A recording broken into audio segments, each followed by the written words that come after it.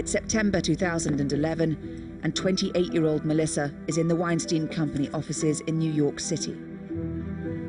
She's here to pitch her tech startup company's new video platform, and as part of the demo, she's recording the meeting. She's expecting to see the marketing team, but Weinstein arrives alone, asks staff for privacy, and locks the door. Melissa says that a few hours after this, he raped her. Interact. All right, hello, Melissa Thompson. Hello, how are you? How are you? Happy New Year. That's nice. Yeah. How's your day? How's your day? I was thinking, okay, he's hugging me. What do I do now? I was sensing I have to be a little bit more vigilant of this situation than I originally thought. It is so painful to watch it back for multiple reasons, because I look at myself and I had no idea what was going on. Melissa and Weinstein have met briefly once before, but this is their first formal encounter. So I have to flirt with you? We'll see. A little bit. A little bit, not much, right? Okay, then, all right, then I won't. So what do you want? No, it's okay. So I have your hand in so many things, and you do so many things, so I have a lot to tell you.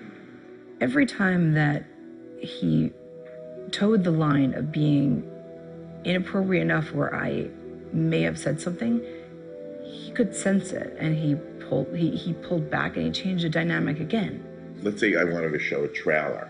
You mean of my movie? You know what I mean? Like I have the Marilyn Monroe movie. So let's talk about Marilyn Monroe movie. People who would be interested in that movie. Who would be interested in that movie? It's fun what I can do.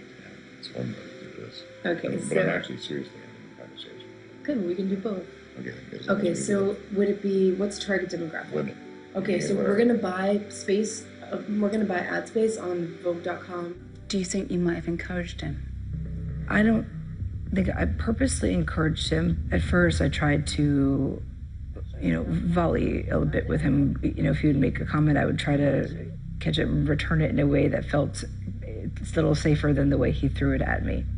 Now I see he's trying to, in any way you can, move me into that zone of comfortable then uncomfortable and confused and vulnerable, and recognizing that he's powerful and I'm not, and that I need this deal from him, and he has the power to give it to me.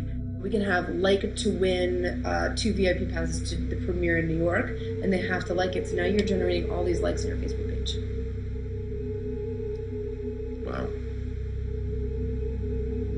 Okay. I'm going to use your service. Good. On Marilyn Monroe. Good. And then, you can sign me up and tell your boss. And so he's going from almost pulling a trigger on using this platform to then he put his hand up under the table, up my dress. I was trying to save face a bit. At first, I was trying to kind of manage the situation. There was a combination of confidence and naivety that led me to, this dynamic that we see now. Data's so hot, right? What's that? Data's so hot. It is hot. A little bit. A little hot. It's a little high. That's a little high. So another thing I was thinking is, Sarah. I don't know how much you were involved, but the Sarah Jessica Parker movie with Skyrocket. Were you using Skyrocket? Some kind of app thing. I don't know, never mind. It was like a buy the look, where they wanted to, in the trailer, they wanted people to be able to buy her clothing, so they partnered with Outlook and whatever, Blue Fly. It's not me. Okay, whatever, I can do that too. I tried to keep it on script in terms of pitching him the product, but He was still touching you on the shoulder. He was still touching me on the shoulder. What's running through your head as that's happening? What do I do? How did I get myself here? I lost my train of thought, and I was trying so hard to gain back my own mental footing. At some point, his whole affect changed, and he looked like a predator. His eyes became dark. I was reeling over the dynamic he created and was controlling, and I couldn't understand how to counterbalance him, and the answer is it wasn't possible. But at the time, I didn't know that, and I was sort of struggling with it. What would you say to someone who might watch that and say, well, Melissa was flirting with him? Is that what you see when you watch it? It was more tricky than I think it's possible to judge from looking at it. I worked on Wall Street before I went to business school, and I worked in an environment that was heavily male-dominated. I thought I could handle it. I had never met anyone that I couldn't handle until Harvey Weinstein. Some water. When you go to the kitchen, you adjust the angle of the computer. I did. Why? I knew that I was losing the ability to control the situation and keep it professional, so I had entered that fight or flight mode, and I was scared of him. Go edit a movie.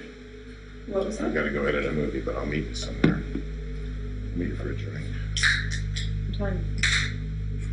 It's 3:34. And 30 trip I could grab.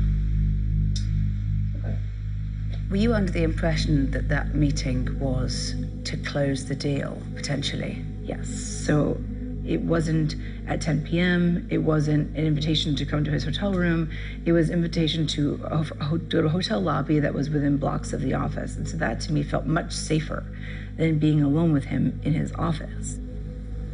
He walked in with a brisk stride and found me in the lobby, didn't even sit down, and I had ordered a Diet Coke, and he threw cash on the table, and he said, hey, we're going this way. We get into the elevator, and before I know it, he opens the door and closes it and locks it, and I look around. I said, I'm in Harvey Weinstein's hotel room. How did I get myself here? And that's probably the wrong question to ask myself, how did I get myself here?